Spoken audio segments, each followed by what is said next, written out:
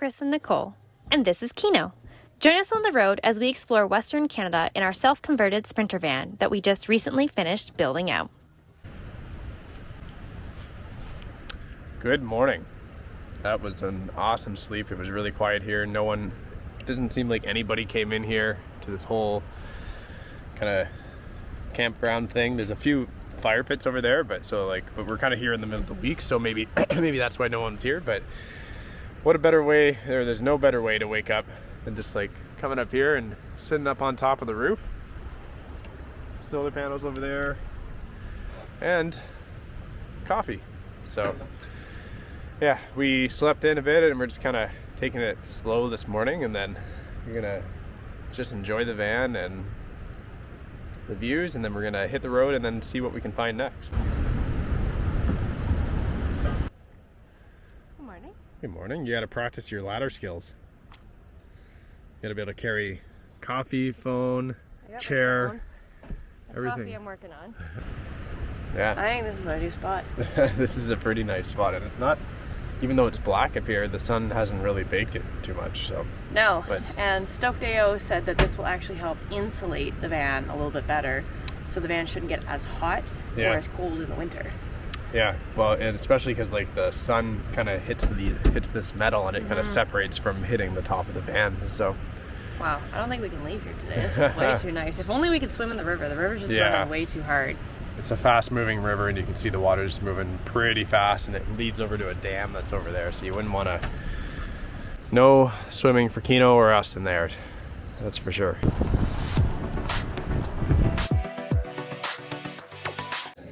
All right, well, we've stopped for lunch, and we are at Whistler Brewing Company. Chris just ordered some beers. Take this mask off.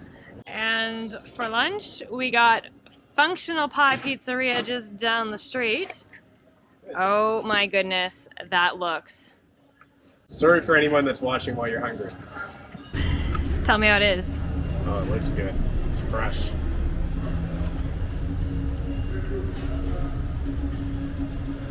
It's as good as it looks. Cheers. Cheers. Cheers. Keto, right? Yeah, totally keto. I've been waiting for my za, Daddy. Nice to have you on a patio. You're behaving. All right, well, now that our bellies are full on yummy pizza and beer, we are off to a local hidden gem in the Whistler area that was recommended by somebody at the bar. So we're gonna go check out some local lake. So you ready to get some new tires? I feel more comfortable with like some nice, what do you call it, like Tread. like, you know, there's like Kevlar tires and stuff, like something that's nice and thick. Road's a bit rough. I think we spend more time on these roads than we do on the highway lately. Yeah, I know. So Nicole did a good job finding this place. It's a local lake near Whistler, and on this just random logging road here, and it's pretty cool. It looks like they've got everything from a rope swing to trampoline to a tree that is basically made into a dock. It's unreal. Check it out. There's even a zip line that goes across. That is unreal. Okay, this is definitely one of the coolest places. How often do you find a lake like this with all of these amenities with nobody here? So let's go see. Nicole's on the trampoline, and Kino's enjoying the shade underneath the chair over there.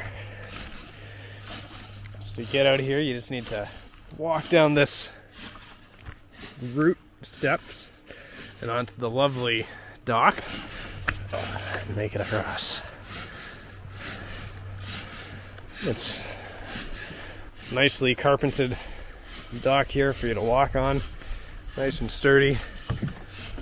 And go jump on the trampoline. There's one trampoline there, and then there's another trampoline up by the van there, and a rope swing from the tree if you want to trust that the rope still is strong enough to hold someone, and then the zip line. If you can manage to get that rope there, if you can manage to catch that, then you can zip line across the entire lake. The water's flowing down from the mountains here, so it's a little bit chilly. I've already went for one dunk. We'll maybe do one more, but it's one of those where you want to jump in, jump out real fast.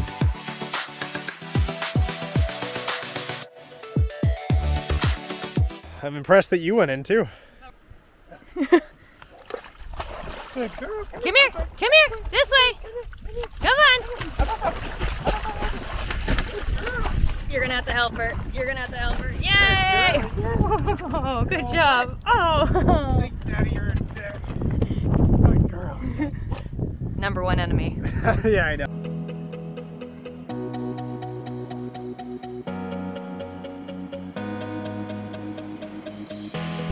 Time stops.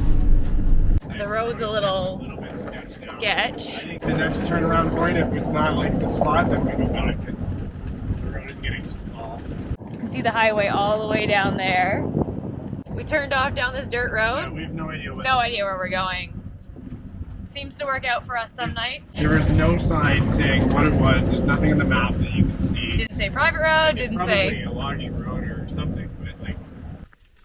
Okay, well, we went went 7 kilometers switchbacking up that mountain. My watch says we are at 4,092 feet. No way. So, yeah. That's cool. So and it's a little bit cooler up here too, so it'll be better for sleeping. We did find a spot. We were a little bit sketched. We didn't want to park somewhere where there was like a chance of rocks falling and stuff. But we did find a spot basically on the top of this mountain range where it flattened out, and there's a campfire pit over there. So we're gonna take advantage of that. We've got our bear spray here in case the grizzlies are hanging out. Safety first. Yeah, because we're like the only ones up here. It was a single lane road all the way up, so hopefully we don't meet anyone going down.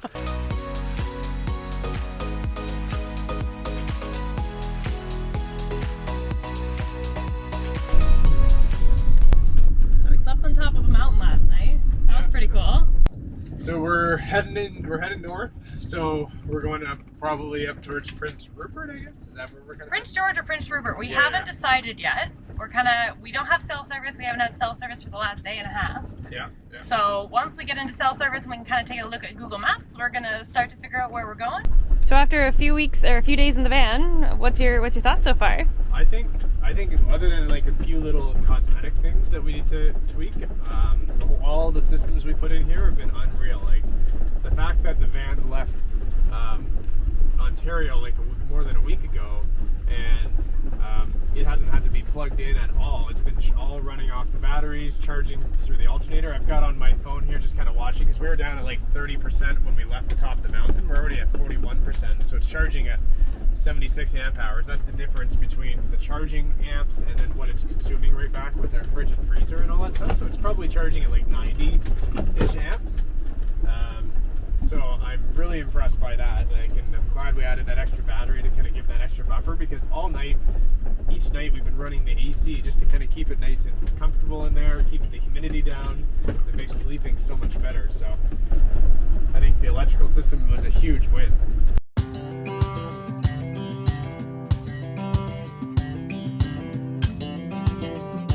In case you're wondering where we were last night, we were all the way up there. How's your admiration station going? I saw you looking at the van. Doesn't matter what hike we're going on, always wearing the appropriate footwear with the Birkenstocks. Found this cool horseshoe road bend just off the road there, and it's kind of like Horseshoe Bend but with a road instead of a river. So check that out.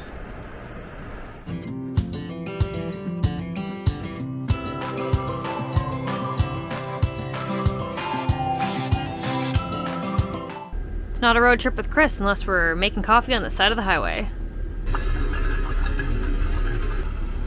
Running a Keurig doesn't seem like much, but you'd be surprised how much power it uses. I mean, when we used to have our generators, the fuses would blow because they didn't have enough power to keep this going when it was heating. So this is pretty nice. Seen any wildlife? No, just the wolf sleeping on the floor. Good spotting. I got ninja eyes.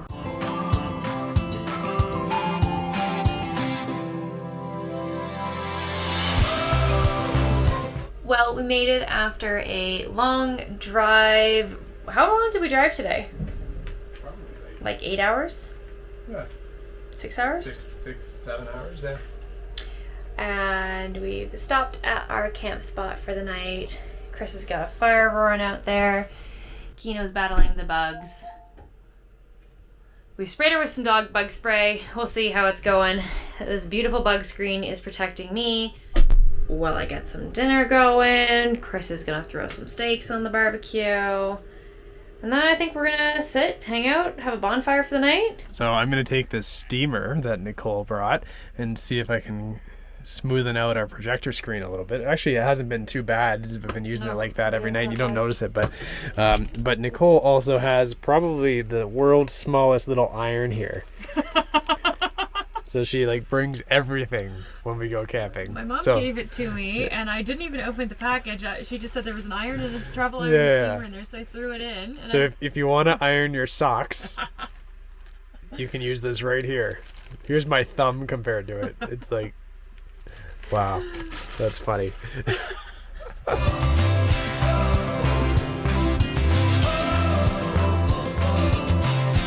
Looks quite a bit better. Only Nicole could say, need a steamer? I've got one. Travel steamer. Thanks, Mom. Kino, you want to go up on the bed? Up. Bedtime. Oh, that was so close. Okay, the projector screen is all smoothed out, and it's time to watch some Gold Rush in the Gold Rush town that we're in, actually in BC. We're going to go check out some Gold Rush stuff tomorrow. Check it out. Looks good. See you tomorrow. See you tomorrow. Alright, gotta clean up our bomb of a mess here. Gotta figure out why the fridge stinks. I think the temperature was set a little not low enough earlier in the week, and it needs a little bit of a cleaning. Kino's out there, basically passed out in the sun. So There are worse places for a dog. and it's Friday. Friday, Saturday, Sunday. All right, we're checking out this preserved gold mining town. They're closed today, but they're letting us walk around. So we'll go see what it's all about. I guess one of the benefits of coming on this day is that we can just walk around. There's like no one here. Looks more authentic. But yeah, this is way cooler, not having tourists jammed everywhere. And it's like a ghost town from the what year was this? Like I think 1860s was the Cariboo Gold Rush. Yeah, so kind of cool to check it out when it's quiet. Looks pretty cool. And there's a peeping Tom up there. That's scary.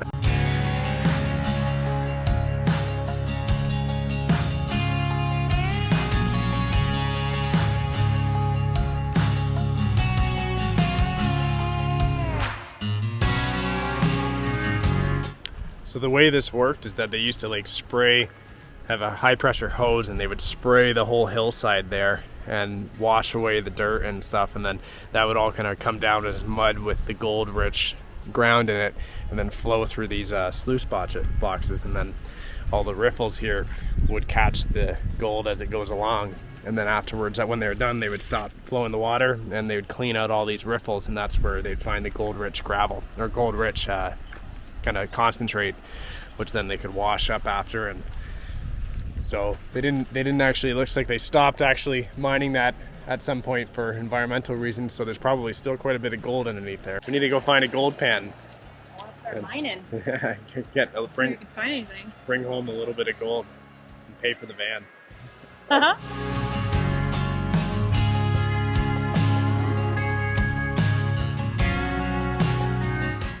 All right, that was pretty cool. I love that. Yeah, and the best part of it was that it was free today. And there was nobody else here. It was just the staff preparing for the opening tomorrow.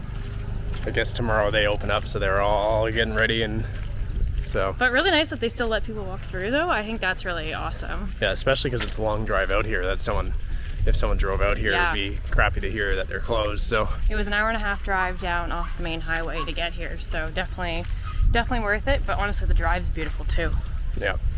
So we'll go see how. Oh, there's Kino. She is hanging out. You can't see her. probably from the... Yeah, you probably can't see her, but she's hanging out in the passenger seat. Got the air conditioner running, so she should be all good.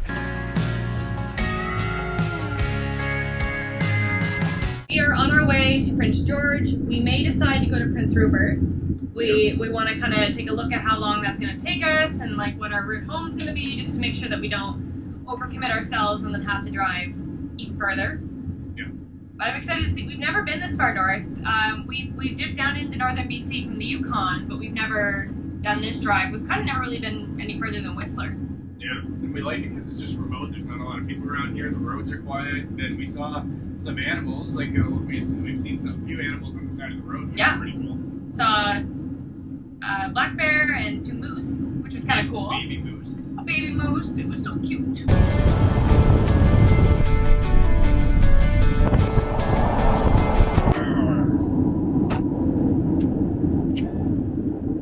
Stay on. What a pain. Like the 100th time. So as long as that fix works all the way home, then we're fine. But today it keeps shutting off for some reason. Literally like 2 seconds after we shut the camera off, it's black again. Stay on.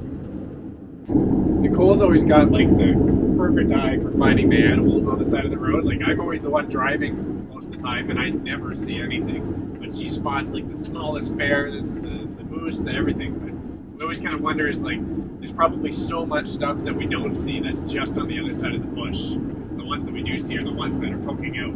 So it's pretty cool. We need like a heat ray or a heat gun to be able to see where they are on the side of the road. We would be stopped every 20 minutes then. I know. Yeah, that's the thing. It's like Nicole's like, bear, and then I'm like, have to slam on the brake, turn around.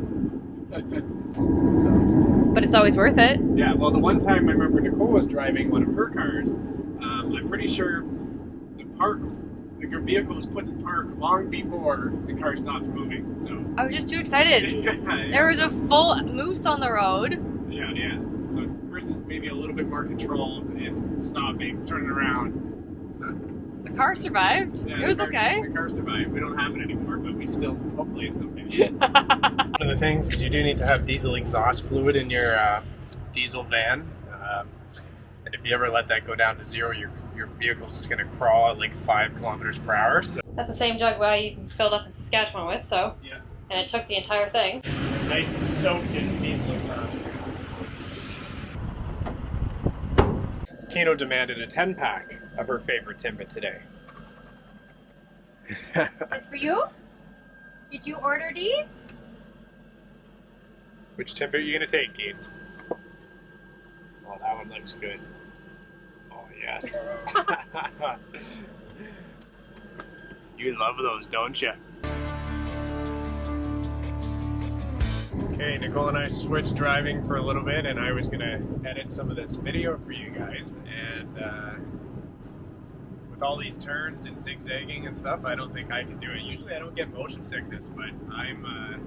Oh, rest area. That's fine. Sorry. We can just go. I think we're gonna switch back, and Nicole's gonna take the reins of trying to figure out where we're gonna go tonight, and I will edit this video for you guys when we stop, because it's just a little bit too much. But anyways, I need to hold on and just gain my composure. You okay? Keeney's helping me out. I'm like getting better a little bit. Keenies, make sure he feels better. I never feel motion sickness, Aw. but I also don't usually edit in the passenger seat. Nope. That's my job. So we tried the first campground on this forest road, and it looked okay. It had a lake access, and there was a few spots to go, but we decided we're going to trek it a little bit further. And an evening is not an evening without a rough dirt road, steep incline road leading to an unknown camp space. So we'll see if there's any kind of prize at the end. And Kino and Nicole are hanging out with it. Happy dog. Okay, here is our road. This looks more like it. This drive usually means you're heading to something good. Well, it deters all the RVs that were at that other spot. Yeah. Because RVs they could make it down. They just... Yeah, this is We wouldn't take the RV down here normally. Oh, but look at the lake. Oh yeah, heck yeah. So far I don't see anyone. Oh, I think we are solo. No way. Heck yeah. It's unreal. So we can park right on the Right, We'll there's just park there's right our fire pit. yeah. And someone left us a log again. It's 30 degrees out. BC is apparently experiencing a heat wave right now. So that was our goal tonight, was to get in early, find a spot, be able to go swimming. And we were kind of worried because it's Friday and Saturday, Sunday. we figured that people would be probably in all the good spots, but this looks pretty awesome. We gotta close the windows because the bugs are already coming in. Oh goodness, okay. Let's They're get... swarming. They're Ah! swarming. Pretty nice spot with some DEET infused bug spray. Certainly makes it really bearable. The bugs were bad until we put that on, but now they seem to kind of have screwed off. So we've got our seats set up here, fire pit ready to go. Log seems pretty dry, which is good.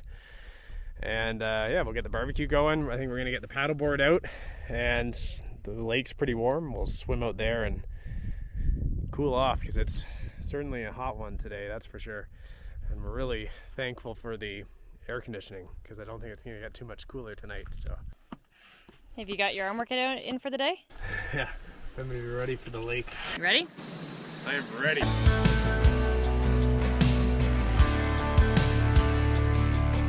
All right, well, we have had our swim. We feel clean. Now it's time to clean up the van because the van's a bit of a mess.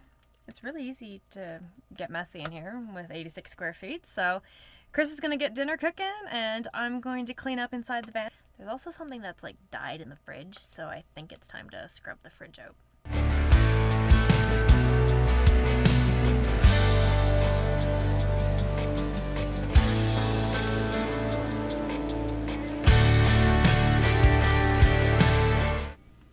Almost got fire's going, getting nice and hot. It looks so good.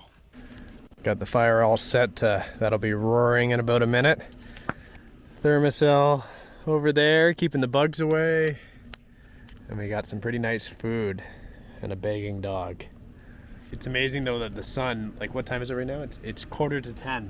And Nicole just told me that the sun doesn't set till 10:10 up here. That's amazing. Yeah. We're just north of Prince George, and like the further north we go, the more light you gain. And because we're right near the longest day of the year, we're just past that, so Yeah. so we get full advantage of it. So check out that fire, now it's starting to go. Ooh, it's going. Gotta eat my dinner.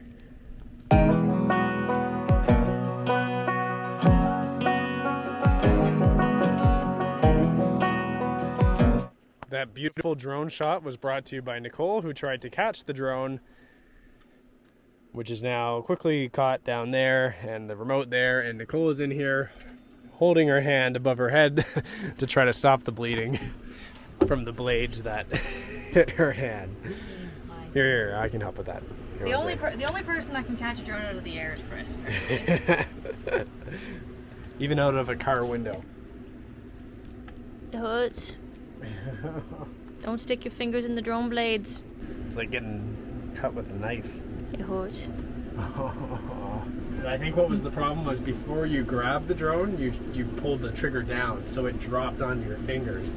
Whereas if you have it just hovering there and you grab onto it, get a good grip, and then use your other hand to shut it off, that's the way to do it. This is my first aid kit for all my elopement couples. I'm the only idiot that's had to use it apparently. Oh, it's good to have it though. Okay, I think that's a wrap for this week.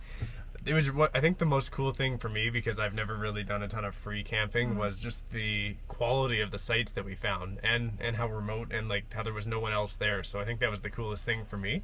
We're love it. Like BC, I think offers a lot more opportunities for like remote, really unique wild camping spots.